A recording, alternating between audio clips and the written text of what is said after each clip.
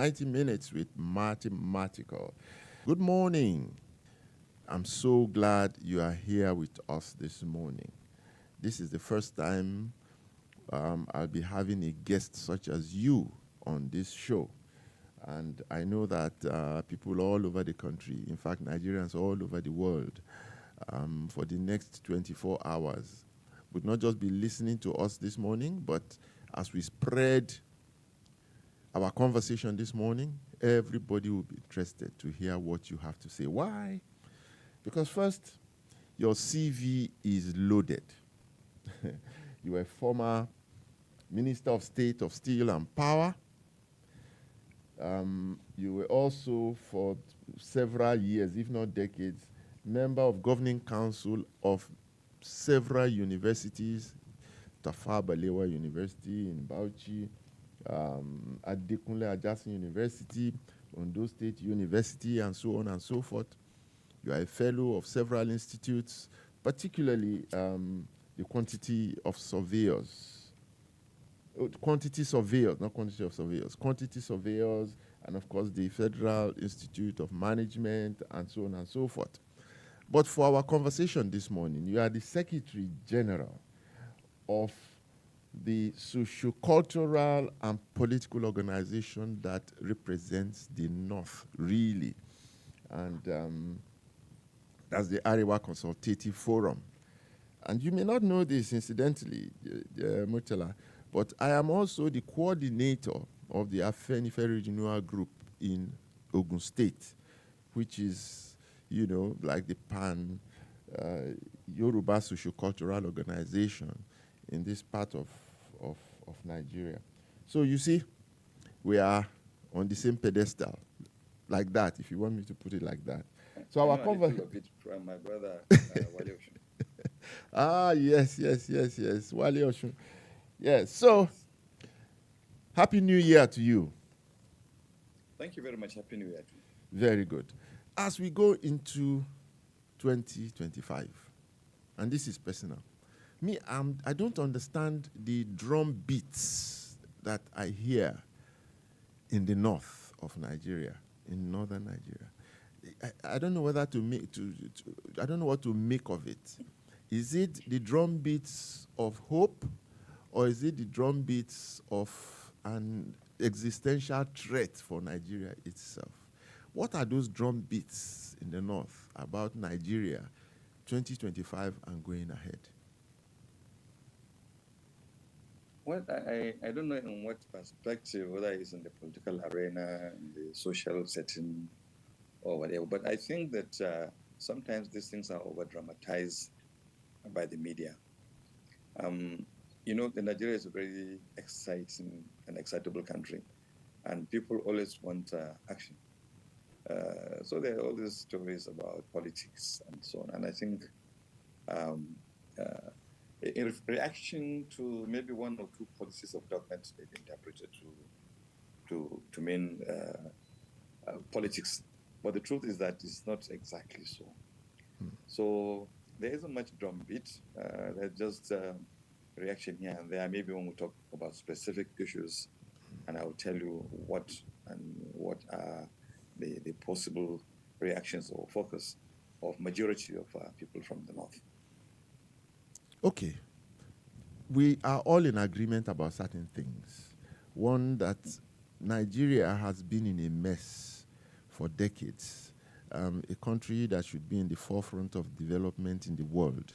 A country that has so much resources, that should be leading the rest of Africa. But suddenly we find ourselves, you know, way down. You know, we are a poor country, really. You know, we are not doing so well. And, you know, everybody thinks that we can solve this problem overnight with a leadership that will just take charge and everything will be done. Is there any way that we can get out of this mess without paying the price for these decades of waste and profligacy? Is there any way we can pay that price without going through the hardship that, you know, probably we are going through now? No, I think the truth is We, that we we all can't Nigerians see should you. seek We reform. can't see you, Murtala. I think you should put on your video because this is streamed all over the world. It's not Okay, just your voice. okay. Yes. Fantastic. Aha. Very good. Go ahead. Yes, I think the truth is that all Nigerians, whether at home or abroad, must build up to build this country. This is a country that is blessed country with its opportunities and so on. And the country has been battered by previous leadership and citizens, actually, not just leadership. And I think that a lot needs to be done. But I think it's a matter of process, a matter of procedure, and a matter of style. And I think that nobody, in a sense, will be against any form of reform or any form of, fix. So if there are any cries about anything, I think fundamentally it's about either the method or the timing or the speed. But definitely, everybody should be for reform. That is my one take. When you are saying timing, method, and so on, it is like we have done it before and we succeeded and we have an answer. You see, whereas if you go through our history, you will find that we've never been through what we are going through now. So, and if you are going to be innovative and creative, it has to be something fresh, never done before. Why should people take particular stance, be fixed in their, in their mindset about solutions that are, preferred, whereas they should wait for the results to come first? Don't you think so? Rather than say, oh, it has to be so, it has to be so, when we have not done that before. Various at various levels, at various times, have deceived or have appeared to have deceived the citizens. And so there's this mistrust that is there between governments at all levels and the citizens. And I believe that we need to reconstruct that. We need to, get back that trust and let people have confidence in their governments so that when governments say something, there's no suspicion. No matter how well-intentioned sometimes things are. The people's reaction will be that, look, are they sincere? Is there any undertone? Is there any underlying issue? And so you find that that suspicion actually plays a role. And because it's democracy, people, I think government should do a lot more. I keep telling my friend one time when he was in the National Orientation Agency that you have the most important job in this country. We need to work on our mindsets. We need to, educate our people. We need to reorient our mindsets and then actually let's love this country a lot more than we do now. So I believe that this trust issue, the trust deficit we experience in the country between the government and the governed, is one thing that should be addressed. And that's why every policy change comes with some level of suspicion. This has happened before. There are quite a number of policy changes taking place, starting from the military, when we moved into free market economy, and we went fully into full gear of that. And, we came into a time when the civilians came back. We had all the needs, the vision so, and all that. And in all that we do, we give a timeline, and they have failed or they have not been fully, actualized. So I think that is one thing that people should be led to believe first. If we do that, possibly, the reactions will be less vicious or at least more realistic. Tough decisions have to be taken, obviously, because in the past we have danced with, decisions that are neither here nor there based on compromises and so on.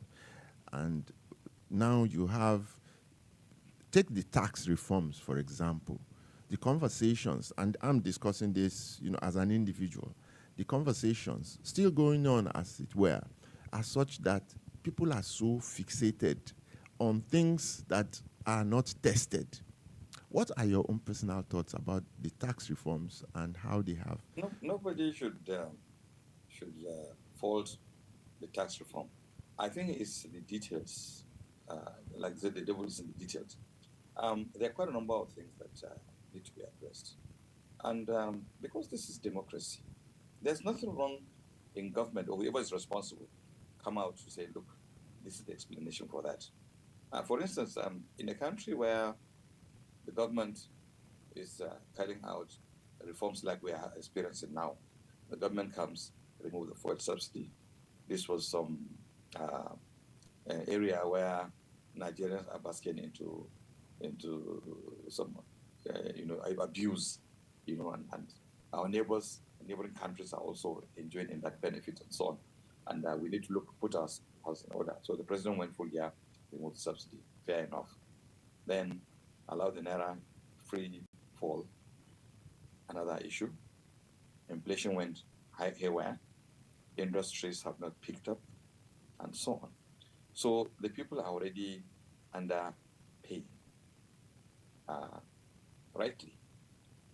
So when you are now bringing in almost immediate succession the issue of increase in certain taxes, I think there's pressure on the people. Now, instead of that, I would have thought government will now address the issue of the efficiency in the assessment of taxes and the efficiency in collection. Because up to now, I think just a small fraction of vatable items are collected. Items that are already declared as vatable items are collected. Government should now focus on that and increase the efficiency in collection. And then you can expand the list. But I think for now, increasing the percentage can be gradual, much more gradual than is included in the bill. The second aspect, is the issue of the VAT itself. When you look at consumption, whether consumption, because VAT is a consumption issue, whether it's a production-based issue or a consumption-based issue. Now, if it's consumption-based, we have not yet put the mechanism to determine where items are consumed and where proportion of that sharing should go if the VAT is going to be shared under a certain formula where the source gets a substantial percentage. There's another item that's also of contention, the issue of family capital gain tax, like what people interpret as inheritance tax. In my own religion, actually, the Quran has been very clear about sharing inheritance. And it will be encouragement upon my own rights. I don't know about the other religions to say that, look, we are going to change that. Now, if after I take my share, for some reason the government wants to tax me on something that I gain, that's issue, but not before sharing. So there are quite a number of things that just need some discussion. And I think the issue is opening up the conversation, not just closing it. I think nobody is saying that there shouldn't be any reform. I think Nigerians are under-taxed or not properly taxed or not correctly taxed. And I think that should be addressed. There's issue also that people that make more money actually pay less tax. The civil servants pay more tax, because they are only taken as source and so on. So these are structural issues that need to be addressed. And if once these are addressed, I think there will be no issue. So it's not about ethnicizing or regionalizing or compartmenting the issues. It's about looking at them, addressing them openly, let people understand, and let people also appreciate the fact that they should pay tax in their country. And then number two, the way people in power, display ostentation, also discourages people from being committed to paying the tax, because they know if they pay their tax, they're not sure that it will be used appropriately and not just lavished on some government or public officials and so on. So these are issues that a government that is addressing reform should look at them critically, and I think they'll get the support of the citizens. Well, some people will tell you that these issues are being looked at critically, but the people are seeing them differently because, at the end of the day, with what authority do we speak that what we say is what would produce. But Nigeria is a complex country, and the cultures, the people. In a way, we are all different, but the difference is our strength. So, 1 year into a government, into a new government, and already people are talking and discussing, and I'm not just saying people on the streets. We are talking of loud voices, talking about change of government in 2024, in 2027. Those are the drum beats we hear. No, 1 year. See, the truth is that no responsible person, not even government itself, should start thinking of 2027. I think we should address the issue. We're just entering 2025. 2027 is far. In a government that has 4 years to perform mandate, have 4 years mandate and 4 years to perform. I think it's unfair on any government to start talking about another election. Not even government itself. Sometimes the governments trigger some of those conversations. For instance, when the Secretary to Government of the Federation made a statement that anybody thinking of 2027 should just rise and so on. I mean, these are not things that should come from government itself. And for politicians, those deep in the trench, you can't stop them, but you can discourage them and say, look, allow the government to function. Nothing politics should be discussed before 2026. I think that it's unfair on government to start talking about whether change of government or putting an alternative government and so on. You can't stop the opposition from doing that, but the general citizens should not actually put their minds there. And it's not just government at national level. Government, even at sub-national levels, should be allowed to function for us. Ali, you know that I grew up in the north. I spent the first 17 years of my life in the north. My father, in fact, my stepmother, comes from Gombe, and when I look at the north of that time, the most peaceful, the most progressive, the best part of Nigeria to live safely. And then I look at the north these days and the stories we hear, kidnappings, insecurity, and so what happened? What happened to our north? What happened? Do you know? And I'm talking of northern Nigeria generally now. Yes, societies evolved. And fault lines also developed. Some are erased, some are amplified, and so on. The story of the North is a very interesting story if you look at it within the context of the Nigerian nation. You are in Jos in the 70s. Yeah. For 60s and 70s. 60s and 70s. You may recall that as of 1976, when Plateau State was created from Benue Plateau, people used to drive from Shandam, from Langtang, from all those places, just to come to Jos to buy fuel. Until that time when the government of Dan Suleiman decided to create petrol dumps in those locations. So most areas in terms of modern amenity at that time were rural. And people were living realistically. And competition was not on public resources. As we're expanding, as we're opening the space, creating more states and so on, people that ordinarily were farmers or they were doing some trade and so on, now realize that they could make more money through governments. And so the space is narrowed for them. And then now conflicts will start.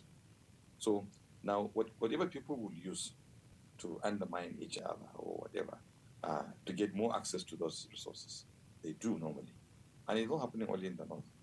It's happening in most parts of the country.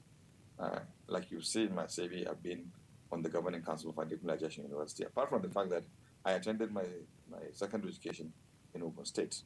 So, and I travel. So the peculiarity of the north is that, look, the north is a large space. The north is huge. And so conflicts are amplified beyond that. And again, when you reflect on the fact that when the coup of 1966 actually erased the major northern leaders, okay, those that were the compass the compass that, give direction to the North. The space was scattered, and then it had to regroup and then become what it is today. So there are quite a number of factors that actually brought the North to what it is today. And again, that's why you said I'm Secretary General of SF. I think bodies like the SF are now trying to address those challenges and ensure that we regain that aspect of our lives and become productive and responsible members of the nation. It's not about competing with other regions. It's not about igniting trouble. It's about redefining the space and making sure that the northern Nigeria now becomes contributing to the national development more than just being a region. What now? Just listening to you, what do we have? I'm speaking because I'm a northerner, really. I just told you my stepmom is from Gombe. Yes, and yeah. and my experiences, my foundation, and all of that is rooted in the north. And of course, after the 1966 coup and all that happened, and I thought that there was going to be a huge boost in education drive all over the north as a result of that, because eyes opened. If you were just in those days and you saw the indigenes of Jos who were they didn't go so much to school before the coup and all of that, and suddenly after the coup, everybody started going to school. And yet, how many years after, the North is still predominantly, one of the parts of the world that has the largest concentration of illiterates in the world. I thought there was going to be a boost in education. That is debatable. When you say illiterate, somebody who cannot read and write, even those 18 million people, children that are still out of school, are not exactly all illiterate. Some of them are, but it's not all of them that are illiterate. Some at least could write and read in Arabic. Okay, so let's put that aside. Oh, okay, very now, good. Now, when you look at the history of education in northern Nigeria, and I think that's important to note. As at 1921, there was no single secondary school in the north. As at 1921, and the first graduate of northern origin, Murtala Aliyu, became a graduate in 1939.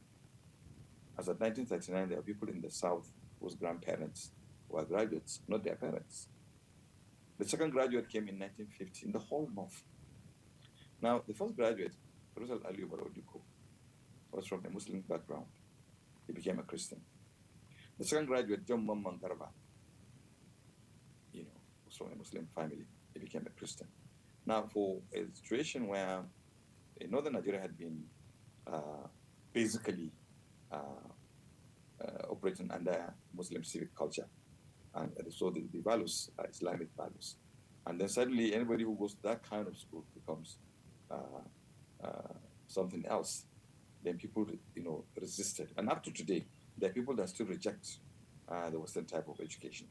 So, but the battle is not only to make people understand that, look, that is not always the case. At least later on, it became measures were taken even by the colonial administration to ensure that some form of religious instruction were mixed. But all those that went to missionary schools, had this challenge. So that became a discouragement for some parents. Because when it comes to the issue of core value, what people have to understand is beyond sentiment. What I believe in, what I trust, what I think is my core value is something that I will defend with my life. And so this issue of education, you still have to, there's still campaign going on telling people that, look, you don't have to change your way of life, you don't have to change your religion by going to school. There are still people that resist that. And that's why you have this large number. Secondly, as the time I went to primary school, in the whole of Gombe, there were only 6 primary schools. Out of the 6, 2 were missionary, one Roman Catholic, the one was Baptist. And today, inside Gombe, not even Gombe State, there are 4 universities, and they're functioning.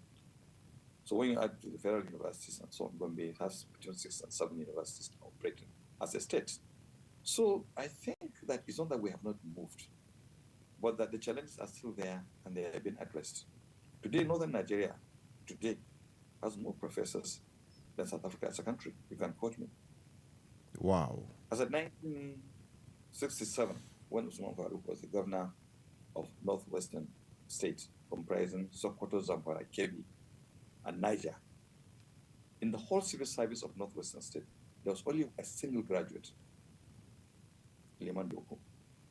Today, how many villages do you go to in Niger, Kebbi, in Sokoto, and so on, that you don't find professors? So we have moved from where we are.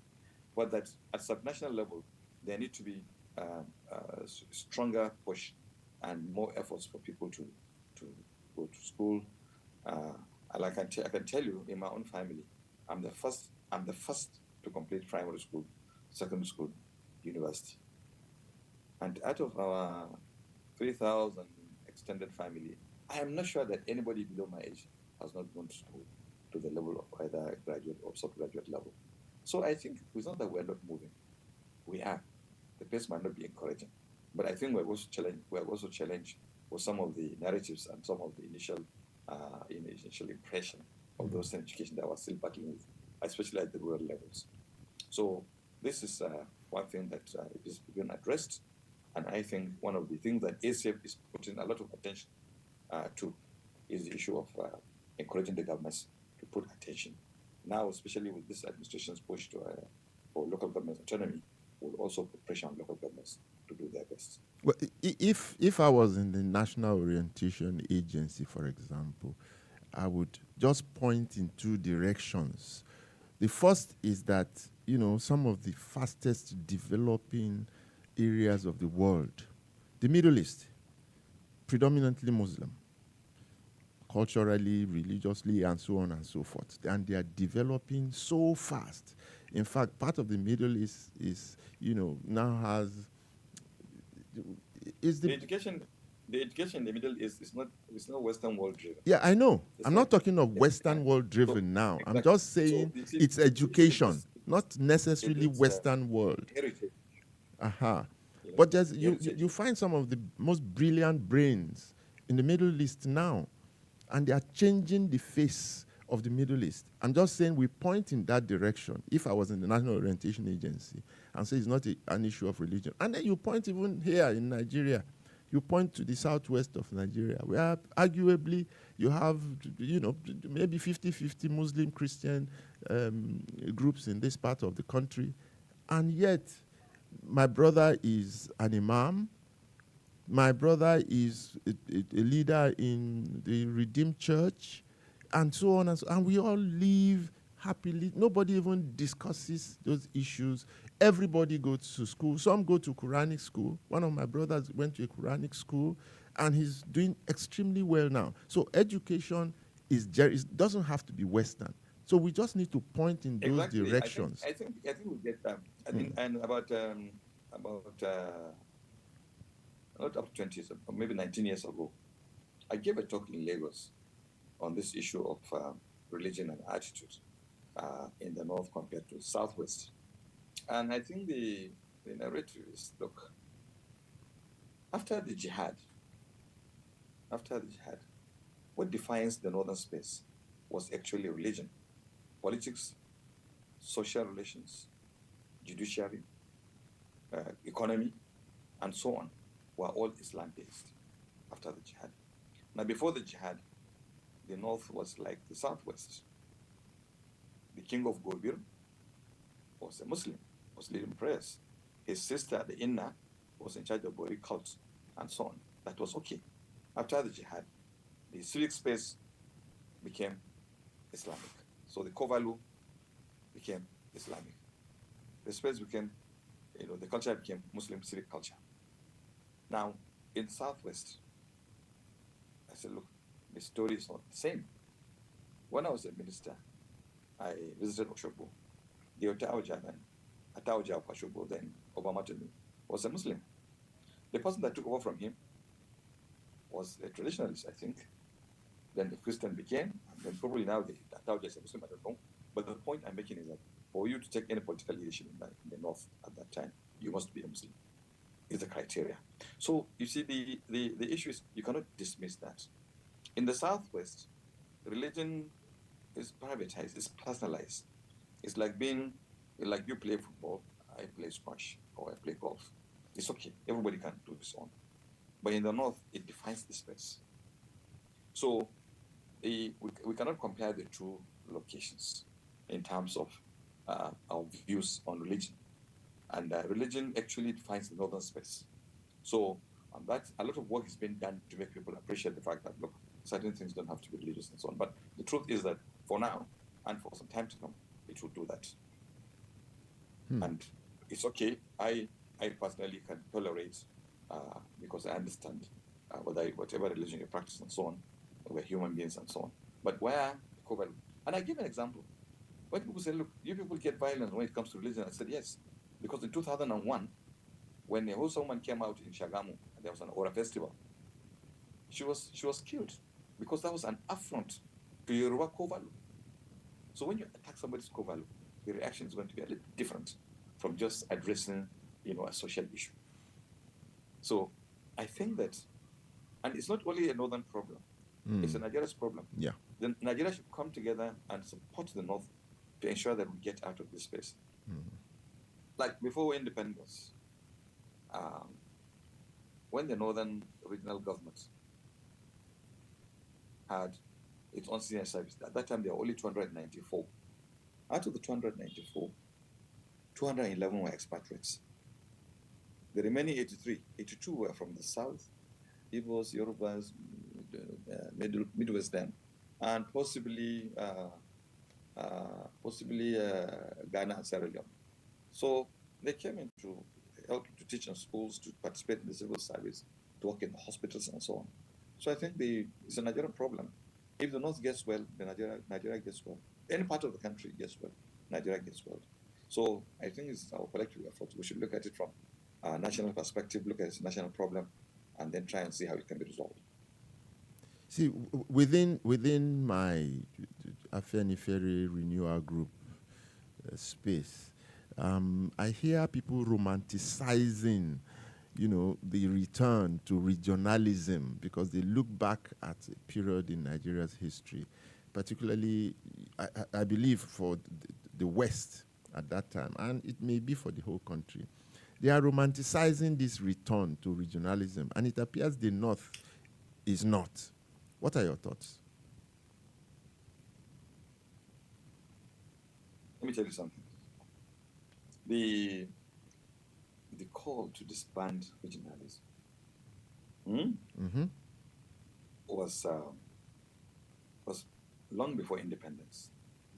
And if you remember the Wellington Commission that now look at the rights of minorities to say, okay, create states and so on, to free them from clutches of the majority within the regions. And then recommendations were made, Midwest was created, and then later on, based on that report, Gawan now created the states of Cross River, Rivers, then Benue Plateau, Kwara, and the northern part was also divided into Kano, North Central, and Northwest, and Northeast. So you see, the issue is those issues are still there. If you go to, let me give an example. Go to Benue State now. Go to Benue State now. The Idomas are still complaining that they have been suppressed by the TIF. There was a time in Plateau State when Jang was the governor. People were saying there was Birom were dominating and so on. And I know in Ogun State, there was the issue, the Egbas and the Jebus and so on. Land, yes. So this will continue. The micro issues will continue. And Josmel, a former sociologist, wrote the book, Conflicts and Web of Group Affiliations. For as long as group affiliates, there will be issues. But I think the issue of regionalism is just a dream because there is no way, even if the Southwest can come as a region because of what they consider as a monolithic, ethnicity. The remaining parts might not. I can tell you that the remaining parts, at least the North will better manage its own contradictions in the way and the structure it is now, so that the because the North has a lot of diversity, much more than other regions. The Gombe state alone, where I come from, which is the smallest state in the North, 11 local governments, had over 23 distinct ethnic groups. Adamawa has over 80 something. And so when you go to Plateau also, so Benue, Taraba, Borno. So you see, these are things that, if you want to now merge everything to region, it will bring complications. And then the way we enjoyed this states now, and you can see the pace of development as against when it was the region. How do you expect it to now match together? And then you can have some regional integration. You can have some common projects, common approach to issues, and so on. That's okay. But to say that we'll go back to some region now. Well, we have the zones. We have the six. We have the six geopolitical zones. Huh? We have the 6 geopolitical zones now. How are they defined? How are they defined? If you want to tell me that the south is a zone, how? Or the north is a zone, how? You understand? Maybe southwest is a zone that can work together. Maybe southeast, maybe. But if you take south, starting from Edo and go around down to Delta, Rivers, Bayelsa, and then come to Cross River, and then Akwa Ibom, Cross River, how does it work as a region? Okay.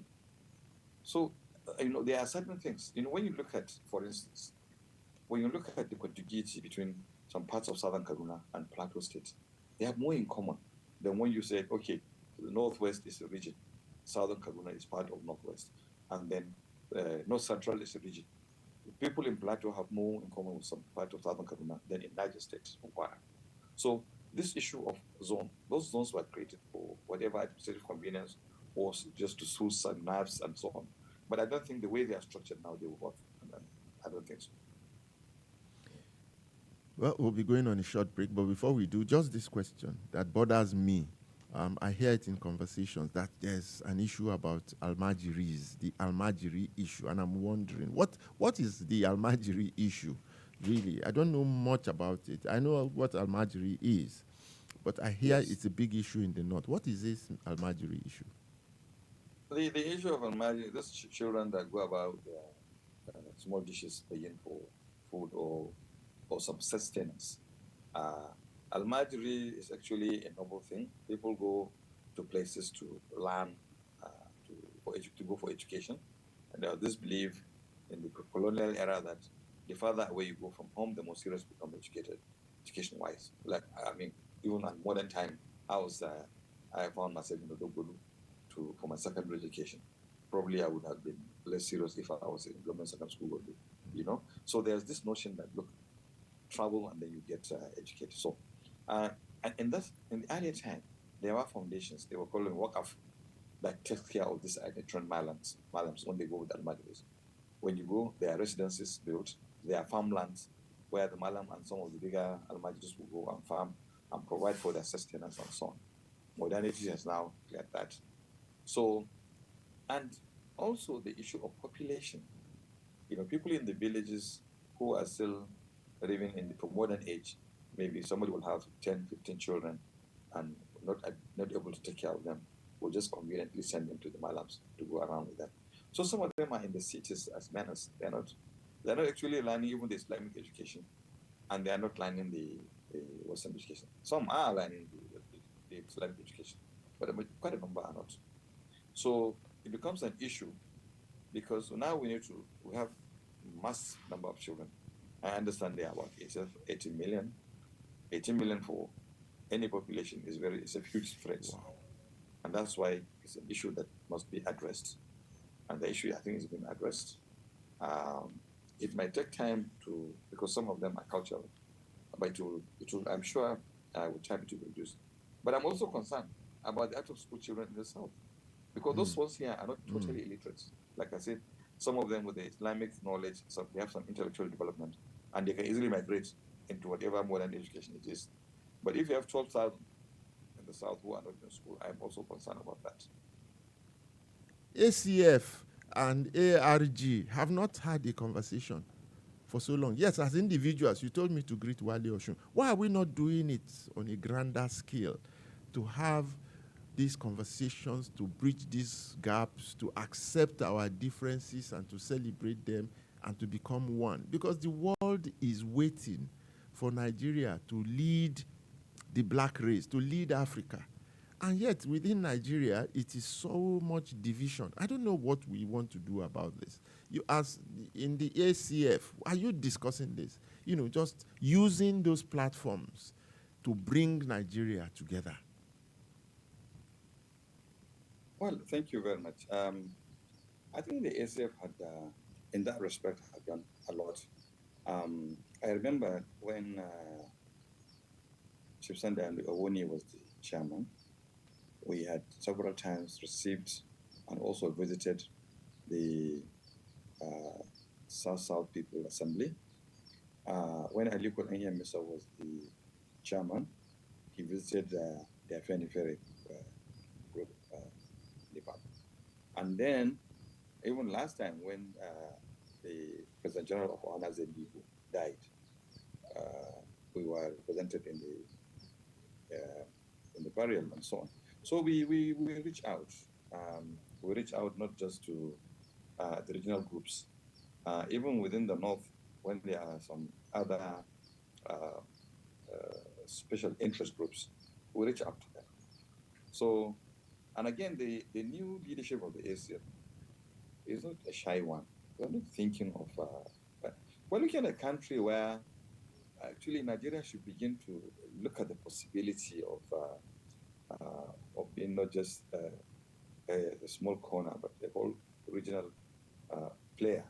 We should be able to think about how we integrate with Niger, with Ghana, with Benin Republic, Togo, Cameroon, and so how we can now open the space at the tributary administration of Nigeria. So the leadership of the ACF is not thinking of narrowing its own space to geographical north. No, that would be myopic to think so. So, ACF was set up in 2000, early 2000, and the region then was there were quite a number of separate groups. The Traki Committee, which was headed by Joe Shagari, the Unity and Development UD, I think, Forum also headed by Sula Katago, and there's the Northern Elders Forum headed by Abraham McKinney. So they were brought together to come together to look at the challenges of the North. The purpose of the ASF is not just it's not actually to confront other regions, or to look at the challenges of the North, and there are quite a number. Like I told you, where the North is a late starter. We had our first secondary school, which was at Kathina College, in 1921. And as at 1950, the North had only 2 graduates. So the North is a late starter. We have to address those challenges, which are both social, economic, and so on. Basically, our businessmen then were traders into commodity, into things like that. And they have not modernized the businesses to make sure that they align with the contemporary world. Quite a number of locations in the North are living at pre-modern time and so on. So these are the challenges that leadership thought they should address. And when governments come, end governments, then we will now be able to confront them and say, look, these are the challenges. So is it a misconception? Is it a misconception that there's an agenda which is hold on to power? You see, look, holding on to power, I think we should understand something. If it's to mobilize the North and say, look, vote, the North will continue to vote for another. But the North had never voted one way, historically. If you look at the NPC was the only party that was challenged within its own region. Seriously. I know even the Action Group had some challenge because NCNC was at least strong in the Western Regional Assembly. But that of the MPC, or that while MPC was in power, the NEPU was strong, United Middlebury Congress was strong, Borno Youth Movement was strong, and there were some individual seats like the Ilorin Tarakaparako, the Idoma Igala Development Union, the Ibera Development Association, and so on. All these had seats in the assembly. And then when you cast back your mind during the MPN days, the North had 10 states then. Out of the 10 states, NPN had only 5. NPN that was then considered as a Northern party had 5. The other parties had 5. JNPP 2, PRP 2, NPP 1. When Yoruba Babangira's political experiment, NRC and SDP, and at that time the North had, I think, 16 states. Out of the 16 states, NRC had 9, SDP had 7. But the reason SDP had 7 was because Kano, even though the majority of the assembly were SDP, they chose an NRC governor. So the North had always been 50-50 in terms of voting. So there's nothing like trying hard to retain power. Now, when Obasanjo started to almost drag almost all states into the PDP, and you recall what happened, all action. Just give me a second. Just give me a second. Hello? Okay, go on. Alliance for Democracy.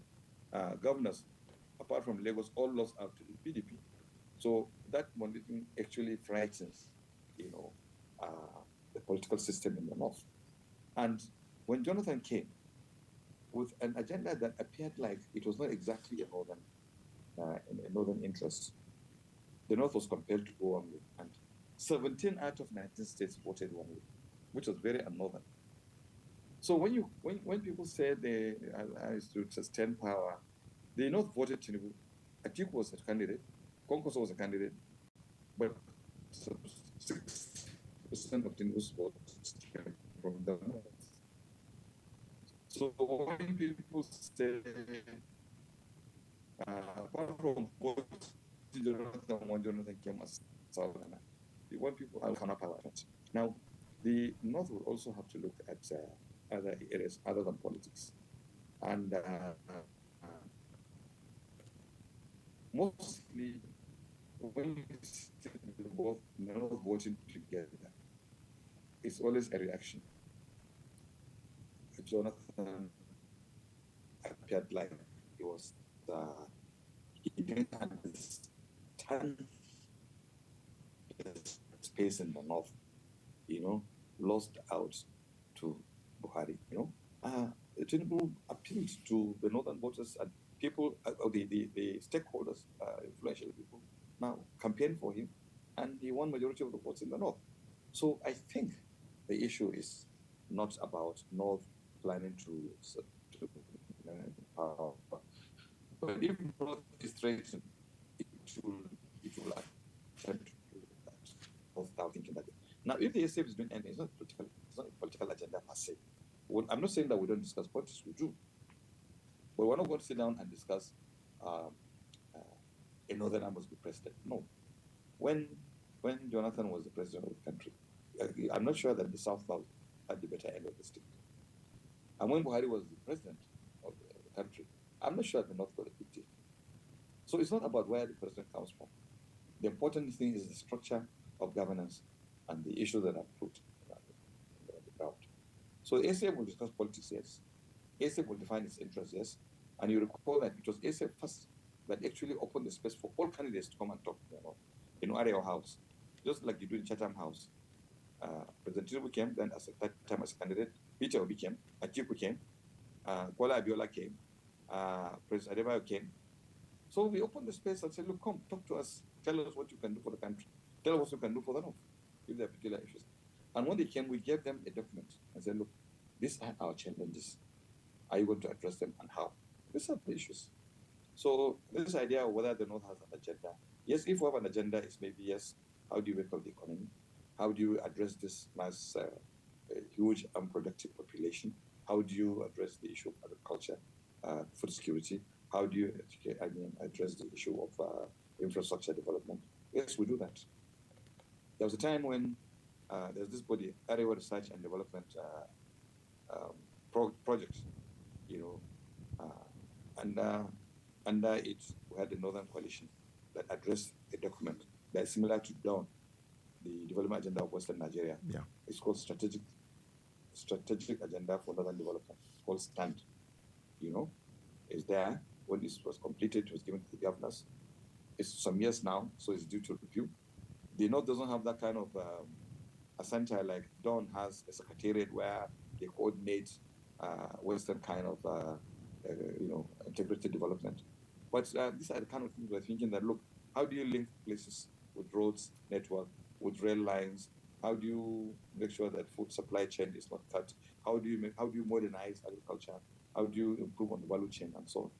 So these are things that SF is addressing, and it's within the context of the country's development. The North has never thought of closing its door and say, look, we are going to just sit down and develop. No. We've been brought up to have, and you have lived in, just like you said, we have to have a liberal approach to issues. If you look at the North, it's only in the North that you can be from a different base background and come to the North and become a leader. There are quite a number of cases like that, people that are from supposedly other part of the country that have lived here and have risen to the stage of governors or ministers or members of the National Assembly and so on. Well, believe it or not, this is Eagle 7 Sports Radio, and we're having a conversation with the Secretary General of the Arewa Consultative Forum, Mohammed Murtala Aliyu. Yes. And the phones have just been buzzing since. I didn't want to interrupt you. So for the next few minutes, we may be able to take just one or two calls, and then we'll start rounding off the show. But one thing that I know most Nigerians will want to hear now is that we have a new government, and is the North really and actually going to support this government to take Nigeria through the crucible of fire the country has to go through? Because the country must pass through that crucible of fire, otherwise we won't emerge at the other end shining like steel. It cannot be easy. That process cannot be easy. But 1 year into the life of that government, I'm not a spokesperson for the government. I'm not talking politics now. I'm just saying, shouldn't we give it a chance? No matter how hard it is, no matter how difficult it is to start with. Yeah, the conversations can go on, but give the government a chance. If the North was fair enough to support bringing this government, the North should be fair enough to support this government, its policies. It's not all about just politics and change of government and so on. No, it's about development. And I can tell you, I've said it in different interviews I had. Look, one advantage President Tinubu has is that he listens. The previous situation is not like that. If you raise an alarm, he listens. People started getting alarmed when he said, no, there's no going back. There's no going back to the reform, yes. There's no going back. But when you say there's no going back, no. In a democracy, no, you can't say that. But things should be looked at, should be interrogated to ensure that, look, we are on the same page. You are doing it for Nigerians. So whatever it is, whatever crucible of fire we're going to cross, let's be convinced that we should step on those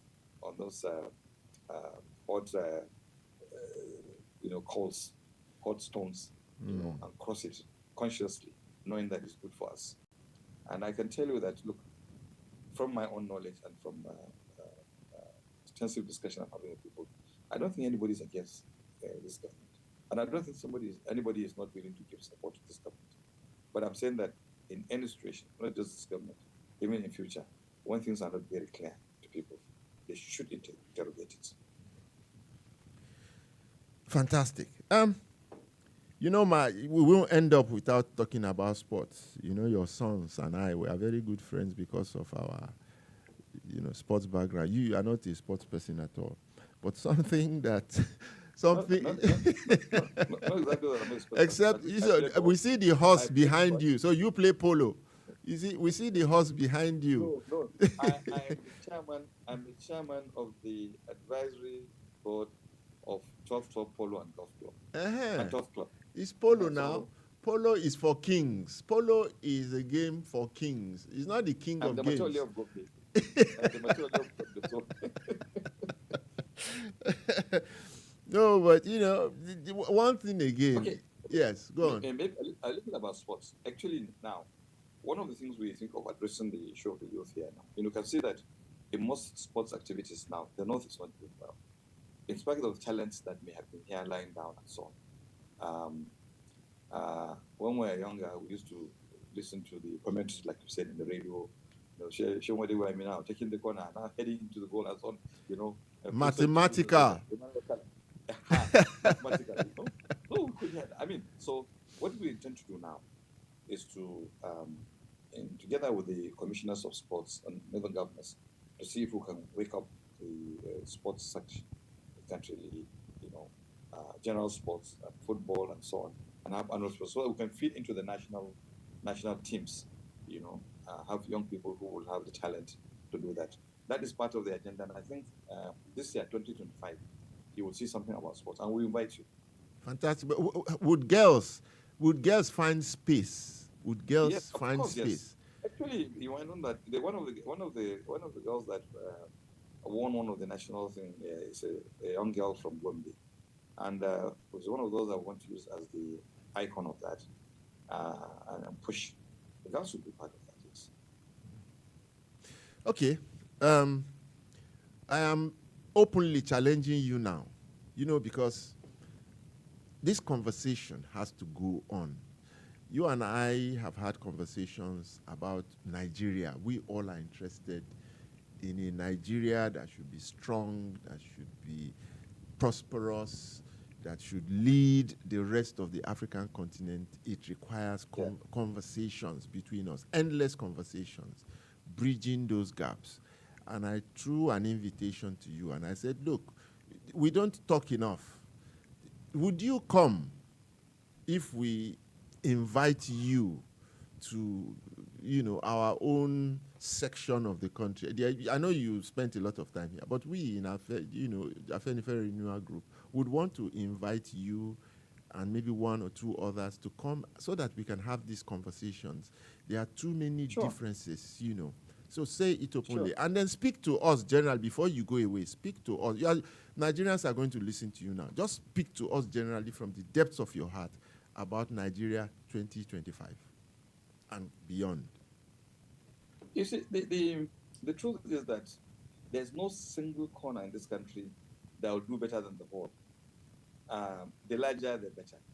And I think that that has been our belief, that has been our core objective, and so on. So the truth is that all Nigerians must come together. Now, politics aside, pillaging on the national resources aside, and so on, we must leave something behind for our children. No country has survived better. Like I said, when you look at Yugoslavia, reading of Elias Ezekovic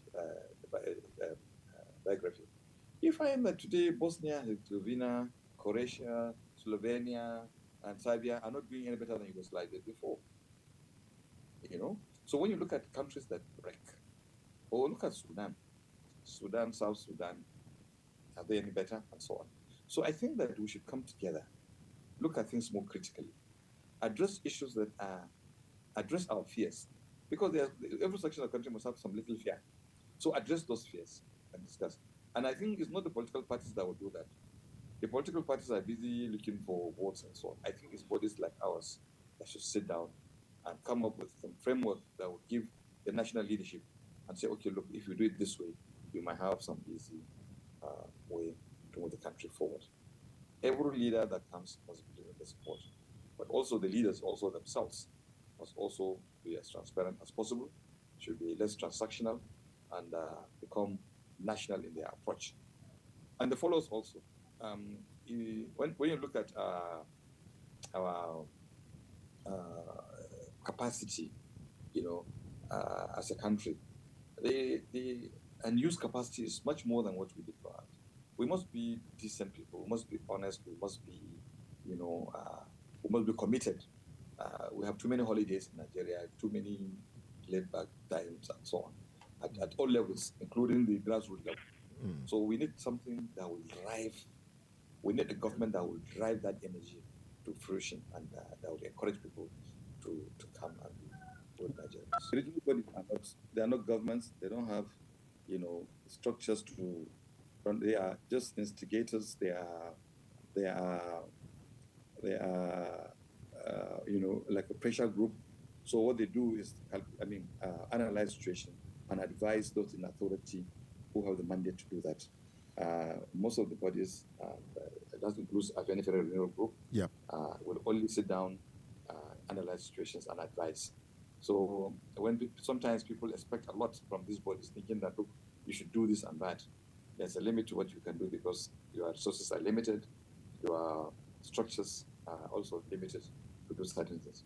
But that you are people that sit down to review things and do that. And then again, I think that, like you say, President, I don't think members of those groups are actually taking part in political power seeking. Some of them may be contestants, but I don't think the groups are promoting individuals. At least ACF is not promoting individuals. It's not promoting a particular political party. It is never like that. Very good. Very good. Well, I want to use this opportunity on behalf of all Nigerians to thank you for coming on the show this morning and for providing and illuminating, our worldview on issues pertaining to Nigeria, and particularly northern Nigeria. And to thank you for all that you're doing through ACF in the north. And to thank you again for accepting to come very soon. I am in the process of arranging for you to come to the Southwest and speak with us in ARG so that we can continue with the conversations. And of course, we are also going to be willing to come over. So, last word from you before you go. Well, let me sincerely appreciate the honor. I think the pleasure is mine to participate and also to be associated with this program. I think the future of the country relies on the youth, and the only way to integrate the youth and make them productive and make them leaders is through sports. Well, I'm going to say not the only way, but mainly through sports. So I think that you have done well. Thank you very much. I appreciate it, and I'll be willing to fly down to come and see any group that you think we should. And also that anytime we are ready, I think the visit should start from you coming there, then we can now arrange for a return visit. Thank you very much. Thank you. It has been the voice and the face of Mohammed Murtala Aliyu, former Minister of State, Steel and Power of Nigeria, and the current Secretary General of the Arewa Consultative Forum, my very good friend and brother. I didn't ask you about the Steel Council, so let's leave that one. Let's leave that one. But thank you. Thank you for coming. Thank you for coming. I thought you were asking about the Amala on Friday. Thank you very much. Salute, madam, for me. That Arabian tea recipe is working like magic. It's working like magic. I would come for more. I will come for more very soon. You're always welcome. You're always welcome. On that note, that's the end of our show this morning. Join me again next week, Saturday, when I think we are going to have your brother and colleague, the Honorable Wale Oshun, who is the leader of the Afenifere Renewal Group, to also speak with us on the position of ARG on the state of Nigeria. Join me again next week, Saturday. Bye for now.